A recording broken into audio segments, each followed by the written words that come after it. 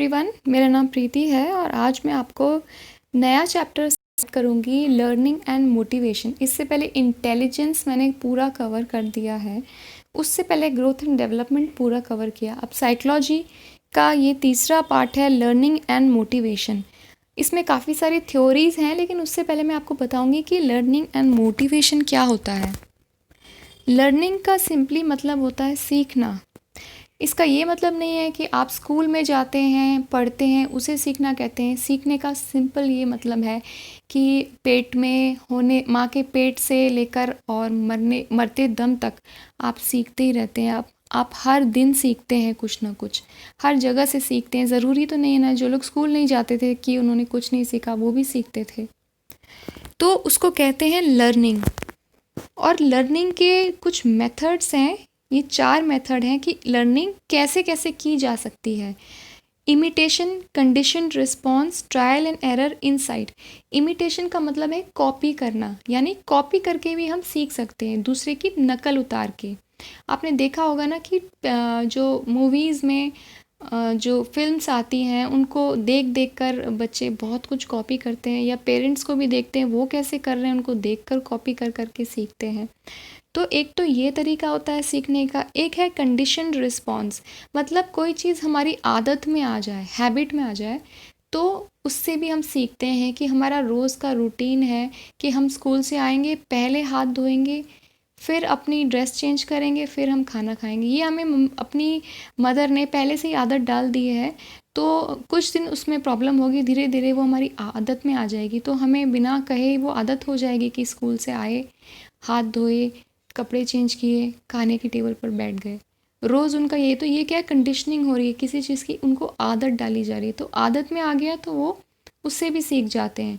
तो उस फार्मर्स हैं, फार्मर्स के जो बच्चे होते हैं, जो खेती बाड़ी करते हैं, उनके बच्चे, उनको शुरू से आदत डाल रखी है खेती कैसे करते हैं, उनसे उनको रोज़ करवा रहे हैं। वो सेम रूटीन है कि पहले ये करना है, फिर ये करना है। तो रोज़ एक ही काम करवा रहे हैं, उनकी आदत में आ गया है, तो वो आदत बनने से भी सीख लेते हैं। तो एक ये भी मेथड होता है लर्निंग का। फिर है ट्रायल एंड एरर। ट्रायल मतलब कोशिश करना, एरर यानी गलती करना। कोशिश कर कर के यानी प्रैक्टिस कर कर के भी हम फिर हम देखते हैं, जब हम गलतियाँ करते हैं हमें पता चलता है कि नहीं करना था, ये करना था, तो उससे हम सीखते हैं। तो एक ट्रायल एंड एरर भी मेथड है। उसके बाद आता है इनसाइट। इनसाइट का मतलब है कि अपने अंदर खुद सोच कर सीखना, मतलब खुद में सोचना, खुद से बात करना, खुद के आइडियाज़ डेवलप करना, उससे भी इंसान सीखता है। ये बाहरी नहीं, ये आंतरिक है। खुद में हम बहुत सारी चीज़ खुद में भी सोचते हैं ना, हर चीज़ हमें बाहर नहीं बताई होती है, कुछ चीज़ें हमारे अंदर खुद से आती हैं, सेल्फ क्वेश्चनिंग से भी आती हैं। तो एक वो भी तरीका होता है सीखने का कि हम लोगों से अक्सर बोला जाता है कि 10 मिनट कम से कम अपने लिए निकालो, खुद से बात करो, खुद से सवाल करो। तो वो इंसाइट होता है, उससे भी आपको बहुत कुछ सीखने को मिलेगा। बहुत सारे आंसर निकल के आते हैं अंदर से। उसके बाद है फैक्टर्स इन ह्यूमन लर्निंग। अब फैक्टर्स क्या है, कौन कौन से वो फैक्टर हैं जिनकी वजह से लर्निंग होती है। एक तो साइकोलॉजिकल फैक्टर है, जिसमें कि जनरलाइजेशन आ जाता है। जनरलाइजेशन का यहाँ पर क्या मतलब है? जनरलाइजेशन का सिंपली मतलब है कि कोई भी एक इंसान जब एक जैसी सिचुएशन देखता है, बार बार सिमिलर सिचुएशन देखता है जो काफ़ी रिलेट करती हैं आपस में एक दूसरे से, तो वो एक कोई ना कोई रूल जनरलाइज कर लेता है कि ऐसा ही होता है, वो उस चीज़ से सीख लेता है। फॉर एग्ज़ाम्पल, कोई अगर बार बार देख रहा है कि सपोज़ आजकल लोग इंजीनियरिंग या डॉक्टर की लाइन में ज़्यादा जा रहे हैं, और मिडिल फैमिलीज़ में स्पेशली इस लाइन को काफ़ी रिस्पेक्ट दी जाती है। जो भी बच्चा इस लाइन में जा रहा है, तो वो बार बार यही देख रहा है हर जगह कि कोई भी स्टूडेंट साइंस फील्ड से है, इंजीनियरिंग फील्ड से है, या डॉक्टर फील्ड से है, तो उसको काफ़ी रिस्पेक्ट दी जा रही है। लेकिन आर्ट्स वालों को इतना नहीं देखा जा रहा है। तो उसके काफ़ी बार एक ही चीज़ देख के हर जगह उसके माइंड में एक जनरलाइजेशन, एक रूल सेट हो गया कि साइंस फील्ड या जो ये डॉक्टर की फील्ड है या इंजीनियरिंग फील्ड, ये ही सही रहती है, इसमें जाना ठीक रहता है, सोसाइटी में स्टेटस चाहिए। तो ये ऐसा है नहीं, लेकिन उनके दिल में बार बार एक ही चीज़ देखी, एक ही चीज़ से रिलेटेड बार बार एक्सपीरियंस ले रहे हैं, तो उनके दिमाग में ये रूल सेट हो गया, ये जनरलाइजेशन उन्होंने कर लिया। बहुत सारे एक्सपीरियंस हम लेते हैं तो हमें एक एक रूल बना लेते हैं। जैसे कि लव मैरिज अगर बार बार आपकी नज़र में फ़ेल हो रही है, आप अपने काफ़ी रिलेटिव्स में देखा कि लव मैरिज जितनी भी हुई हैं वो फ़ेल हुई हैं, अरेंज पास हो रहे हैं, तो और आपके दोस्तों में भी आपने देखा, हर जगह देखा, तो आपके माइंड में एक जनरलाइजेशन मतलब सेट हो गया, एक रूल सेट हो गया कि लव मैरिजेस करना बेकार है क्योंकि ये फ़ेल हो जाती है। हालांकि ऐसा है नहीं, लेकिन आपने ये बार बार देखा तो आपके माइंड में आपने ये जनरलाइज कर लिया अपने एक्सपीरियंस से, जो आप बार बार देख रहे हैं। तो इसको कहते हैं जनरलाइजेशन। उसके बाद आता है फैसिलिटेशन। मतलब कि जो कोई काम जो आपको बहुत आसान और इंटरेस्टिंग लगता है उसको आप जल्दी सीख लेते हैं, तो उसको फैसिलिटेशन कहते हैं। तो ऐसा काम इंसान ज़्यादा करना पसंद करता है जो उसको आसान और इंटरेस्टिंग लगे। उसके बाद आता है डिफरेंशिएशन। डिफरेंशिएशन का मतलब है कि आप डिफरेंस करके मतलब दो लोगों के बीच आप देखते हैं कि कितना फ़र्क है, या दो दो सिचुएशन के बीच फ़र्क देखते हैं, तो आपको उससे भी सीखने को मिलता है कि हर कोई दूसरे से अलग है, एक जैसा नहीं है, हर एक की सिचुएशन अलग अलग है। ये चीज़ आप बार बार देख रहे हैं तो आप डिफरेंस देख रहे हैं कि इसमें और उसमें क्या डिफरेंस है, तो उससे आपको सीखने को मिल रहा है। उसके बाद इनहिबिशन। इनहिबिशन का मतलब है नर्वसनेस, कि आप बहुत नर्वस या शाय होते हैं, तो ये एक किस्म लॉजिकल ऑब्स्ट्रक्शन होता है जो आपको सीखने में रोकने की कोशिश करता है। कि अगर आप शाय हैं या नर्वस हैं तो इसके कारण भी थोड़ी आपको प्रॉब्लम आएगी लर्निंग में। उसके बाद आता है इंटीग्रेशन। इंटीग्रेशन का मतलब है खुद से मिल जाना या किसी भी मिल जाना, मिलनसार किस्म का अगर आपका स्वभाव है तो आप जल्दी सीखते हैं। या कोई भी सब्जेक्ट है जिसमें आप आसानी से उसकी उस सब्जेक्ट की जो भी पढ़ाई है उसमें आसानी से घुल मिल जा रहे हैं, आपका इंटरेस्ट है, आपका माइंड बहुत जल्दी पकड़ लेता है, तो उससे आप जल्दी सीखते हैं। तो ये इंटीग्रेशन होता है कि जिसके साथ आप जल्दी इंटीग्रेट होते हैं वहाँ भी आप जल्दी सीख जाते हैं, जल्दी मिल जाते हैं, वहाँ आप जल्दी सीखते हैं। तो ये होता है इंटीग्रेशन। उसके बाद आता है फिजियोलॉजिकल फैक्टर। जैसे उसका एग्जांपल है फैटिग, यानी कि फिजियोलॉजिकल यानी फिजिकल बॉडी से रिलेटेड है। फैटिग यानी हमारी जो आलसपन है, आलसी जितना ज़्यादा होंगे उतनी ज़्यादा मुश्किल आएगी हमें सीखने में। एक्टिव होना बहुत ज़रूरी है। गया, अगर ये ड्रग्स तो सभी जानते हैं, अगर ये चीज़ें अगर आप ले रहे हो तो इससे आपके लर्निंग पे बहुत इम्पैक्ट पड़ेगा, बहुत इफ़ेक्ट पड़ेगा, बहुत गलत इम्पैक्ट पड़ेगा। उसके बाद डिजीज़ेज़ हैं। अगर आपकी बॉडी में बहुत सारे डिजीज़ेज़ हैं तो आप ठीक से पढ़ नहीं पाएंगे। आपने कितनी बार देखा होगा कि कुछ बच्चे बीमार हो गए इसलिए उनके एग्ज़ाम में अच्छे नंबर नहीं आ पाए, क्योंकि वो ठीक से प्रिपरेशन ही नहीं कर पाए। क्योंकि अगर बॉडी हेल्दी नहीं है तो माइंड क्या। उसके बाद है एक्साइटेड फिजिकल कंडीशन। अगर आप बहुत ज़्यादा एक्साइटेड रहते हैं, बहुत जल्दी बहुत खुश होते हैं और बहुत जल्दी बहुत ज़्यादा रो जाते हैं, तो ये एक किस्म का मेंटल इम्बैलेंस है। इस कारण भी आप कहीं ना कहीं आपकी लर्निंग पे इम्पैक्ट पड़ सकता है। क्योंकि अगर आपको सही चीज़ सीखनी है तो माइंड की एक्यूरेसी और स्टेबिलिटी होना बहुत ज़्यादा ज़रूरी है। जितना मन आपका स्थिर होगा उतना जल्दी आप सही चीज़ समझ पाओगे। तो एक ये कारण है। फिर है difference in age and maturity. आपकी एज भी मैटर करती है। अगर आप बहुत छोटे हैं तो बहुत बड़ी चीज़ आप नहीं समझ सकते, बहुत बड़े हैं, बहुत ओल्ड एज हो गए, तब भी कहीं ना कहीं आपका माइंड फिर बच्चों जैसे होने लग जाता है।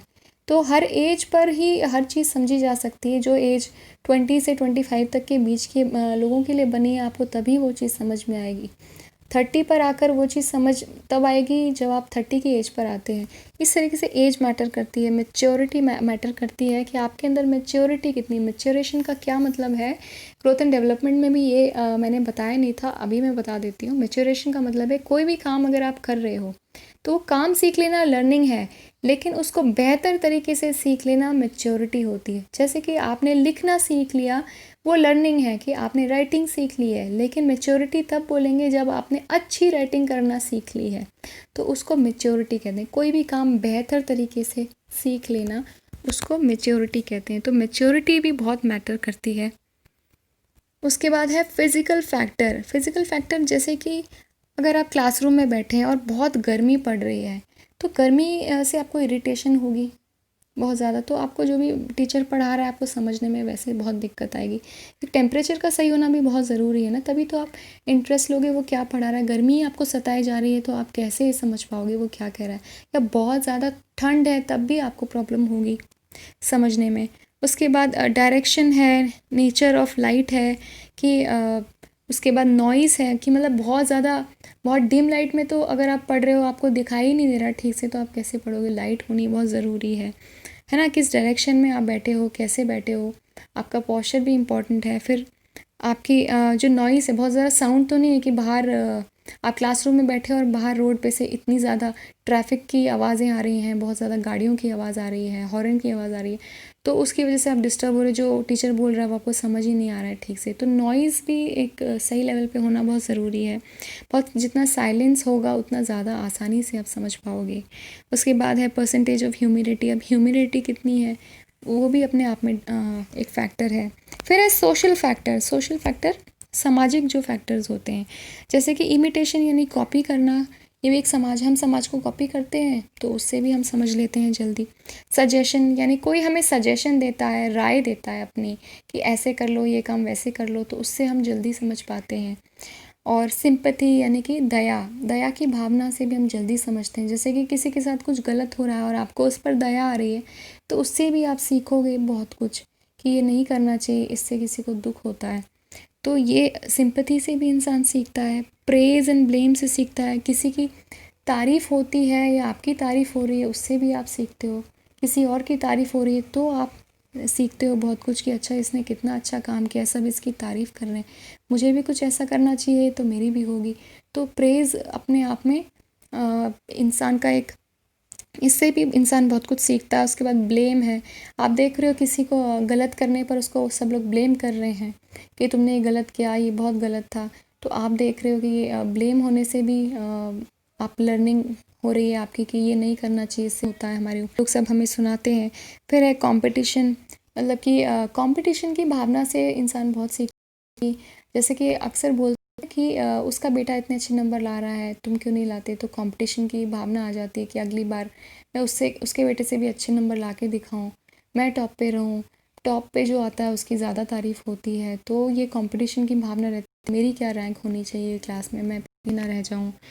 तो अगर अकेले बच्चे का एग्ज़ाम लेंगे तो कम आएंगे, ज़्यादा आएंगे, इतना उस पर फ़र्क नहीं पड़ेगा। जब बहुत सारे बच्चों का एग्ज़ाम लेंगे तो कंपटीशन की भावना आ जाती है कि मैं पीछे ना रह जाऊँ, तो कंपटीशन से भी इंसान जल्दी सीखने की कोशिश करता है। फिर कॉर्पोरेशन, मतलब मिलजुल के काम करने से भी इंसान जल्दी सीखता है, एक दूसरे की मदद करने से। उसके बाद आता है मोटिवेशन। अब मोटिवेशन क्या है? मोटिवेशन का मतलब होता है प्रेरणा, कि आपकी प्रेरणा क्या है। आप कोई भी काम जो आप करना चाहते हो, कुछ भी जो आपका गोल है, जो आप अचीव करना चाहते हो, उसे अचीव करने के लिए कोई तो रीज़न होना चाहिए कि आप वो अचीव करना चाहो। कुछ भी पाने के लिए कोई रीज़न होता है, तभी तो आप उसको पाना चाहते हो। ऐसे ही तो नहीं है कि आप कुछ भी कर रहे हो। जैसे आप छोटे हो, आपको स्कूल भेजा जा रहा है, आप नहीं जानते आपको क्यों भेज रहे हैं स्कूल, तो वो मोटिवेशन कहाँ से आएगा कि आप अच्छा पढ़ो।